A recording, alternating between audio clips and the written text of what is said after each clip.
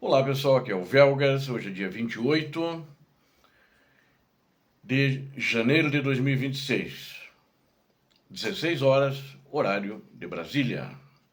Fiquei fora do ar uns 2 dias, acho 2 dias eu fiquei fora do ar, por causa de problemas de saúde lá na praia com a minha filha mais nova. Mas agora já está tudo resolvido, estamos de volta e vamos continuar regularmente como todos os dias.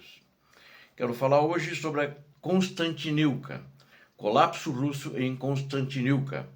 E uma grande perda, apesar das inúmeras mentiras contadas por vitórias dos russos, mas na realidade o avanço russo em Constantinivka colapsou.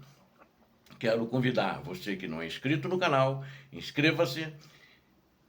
Aqui você sempre vê a verdade. Quero também pedir a todos que deem um like, compartilhem com suas redes sociais e façam seus comentários. Não esqueçam, recomendem o vídeo, recomendem o canal. Muito obrigado, conto com vocês.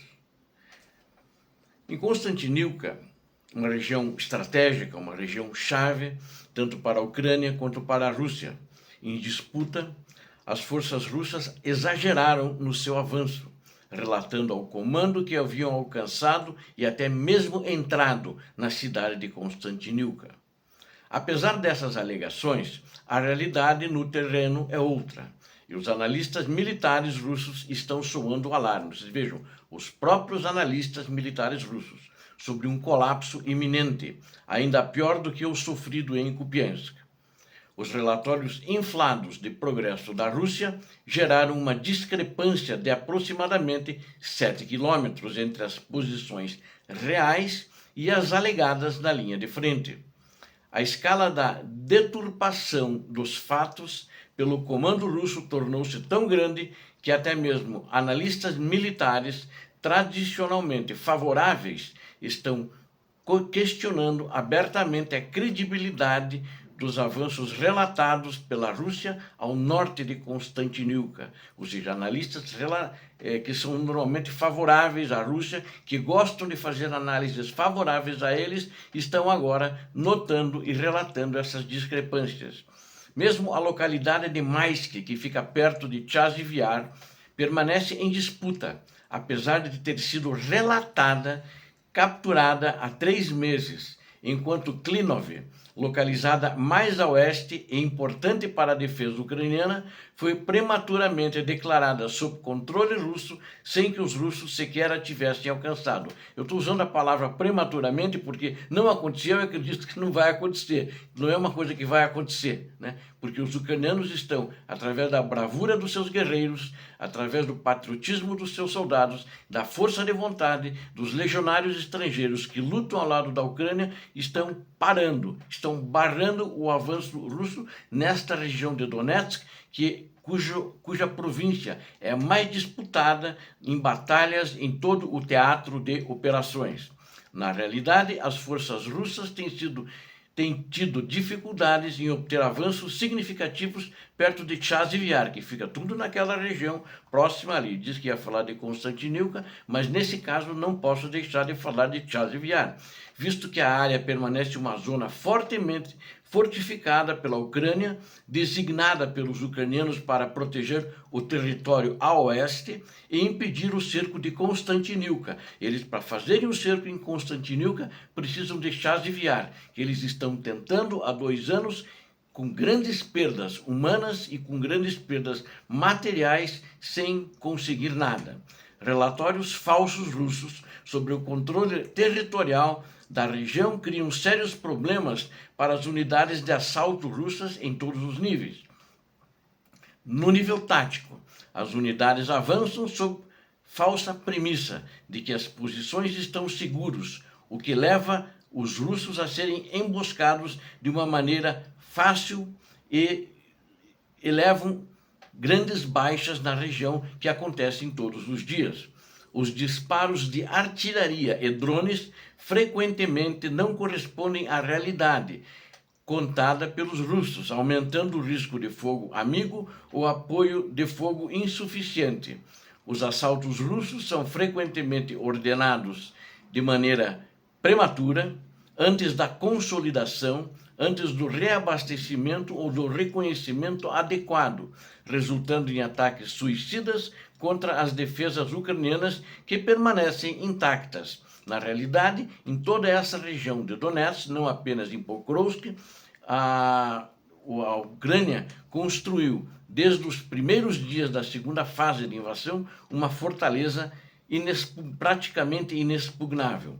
No nível de comando e controle, relatórios distorcidos têm prejudicado tomada de decisões russas e decisões erradas, uma vez que o alto comando realoca reservas com base em ganhos fictícios, que não têm acontecido, acreditando ter obtido sucesso. Ao norte de Constantinivka, os comandantes russos ordenaram uma nova ofensiva pelo sul, com a ideia de pressionar ainda mais a defesa ucraniana, tentando avançar perto do reservatório de Klemenbuk. Imagens da brigada ucraniana de número 28 mostram como seus habilidosos operadores de drones, obviamente não tão sobrecarregados quanto os russos esperavam, operam ao redor da cidade caçando soldados russos infiltrados com drones FPV e granadas lançadas por drones. Aqueles que conseguiram escapar dos drones ucranianos, aproveitando-se das más condições climáticas, ou seja, muita neblina, e se entrincheiraram, são então atacados pela infantaria ucraniana, cuja missão é limpar os arredores antes que os russos possam consolidar suas posições. O objetivo é limpar a área, não deixar que eles se infiltrem, estabeleçam e consolidem posições e possam, assim, receber mais reforços, se estabelecer na região. Ou seja, há uma imediata atuação da infantaria ucraniana que vem à caça dos russos. Além de mais perdas, sem uma chance real de sucesso, há também um risco estratégico muito significativo para a Rússia, pois a Ucrânia mantém a capacidade de reverter a batalha em um momento que é politicamente sensível, eu diria, principalmente por causa das negociações em curso, porque com esses avanços em todas as frentes de Donetsk, o que o ditador e criminoso da Rússia pretende é conseguir conquistar todo o Donbass, né, principalmente a província de Donetsk, onde ele detém uma grande parte, mas ainda falta muito conquistar. Ele quer conquistar toda ela para dar isso como não tem mais retorno, a província vai ser toda dele, assim como todo o Donbass, e ele quer consolidar isso para aí negociar. E não se sabe se ele vai negociar a partir disso, mas ele não está conseguindo avançar face às dificuldades, a força de vontade e o combate que o exército ucraniano põe contra as forças russas. A Ucrânia pode lançar contra-ataques localizados, ela está infiltrando-se também muito além da linha de frente declarada pela Rússia, nos seus avanços, nos contra-ataques, na sua defesa ativa, enviando forças para operar. A Ucrânia está até 10 quilômetros atrás das linhas inimigas, expõe diretamente a discrepância. Ou seja, as forças especiais ucranianas estão entrando a 10 quilômetros atrás das forças inimigas, atacando-os pela retaguarda. Dá uma discrepância entre narrativa dos russos e a realidade no campo de batalha. É o que aconteceu em Kupiansk, né? Eu já relatei bastante sobre o que aconteceu em Kupiansk para vocês, e mais ou menos está de uma maneira semelhante. Se de repente eles já afirmaram, né, e vão continuar talvez afirmando de ter cercado Constantinivka, as tropas russas elas podem se encontrar cercadas. Isso vai ser um desastre, porque poderia levar a uma paralisação completa das operações, principalmente com essas infiltrações ao contrário que a Ucrânia está fazendo. Eles estão avançando, as forças especiais ucranianas estão se infiltrando atrás deles. Sem Constantinivka, é importante destacar isso, a Rússia não conseguiria avançar mais e seus planos seriam atrasados em meses, já que a janela, talvez até esse ano inteiro, já que a janela de inverno para ataques é muito curta, porque agora na temporada de primavera vai lá começar, onde o gelo vai começar a derreter já no início da primavera e vai virar um lamaçal, vai virar um grande lodo, um grande pântano, toda a região que está atualmente coberta por pelo menos 2-3 metros de neve. Constantinivka representa alvo russo fundamental, pois sua captura pelos russos permitiria ao regime criminoso do ditador Vladimir Putin que as forças russas equilibrassem a linha de frente, consolidassem o controle sobre um território estimado em 400 km². Eles fornecessem uma base para operações subsequentes contra a cidade de Druskilka. A partir daí, as forças russas poderiam avançar para o norte para pressionar Kramatorsk e também a cidade de Sloviansk pelo sul. A falha em capturar Konstantinivka seria ainda mais catastrófica no âmbito político do que no ocorrido em Kupiansk, visto que a Rússia repetidamente afirmou que a conquista de toda a região de Donetsk é de um de seus principais objetivos da guerra, e eu diria, depois da Crimeia, é o primeiro território que eles entraram ainda no ano de 2014. Agora, eles têm tido um fracasso contínuo em atingir esse objetivo. E isso vai representar mais um revés na reputação do ditador. E vai minar os esforços para retardar os avanços russos, que serão inevitáveis, enfraquecendo a narrativa russa de que a queda de Donbass é iminente, que eles têm essa narrativa há mais de um ano atrás, né? E, na realidade, eles têm sistematicamente fracassado. Eles não estão atingindo objetivos e, face à forte atuação do exército ucraniano, eu acredito que não vão conseguir.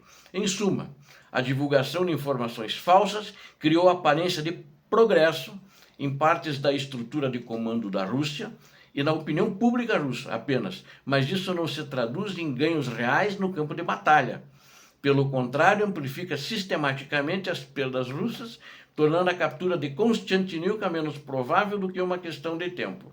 Porque a Rússia afirmou repetidamente que a captura de toda a região de Donbass é um dos seus principais objetivos da guerra. E ela entrou lá em 2014 e ainda não concretizou os seus objetivos, e acredito que não concretizará, e acredito que vai ter que recuar de Donbass. Muito obrigado a vocês que assistiram este vídeo. Eu conto com vocês. Inscrevam-se no canal, deem um like, compartilhem com suas redes sociais, façam seus comentários. Aqui vocês viram a verdade. Deus abençoe a todos vocês, Deus abençoe a Ucrânia, Deus abençoe o Brasil. Paz e bem, paz para toda a humanidade.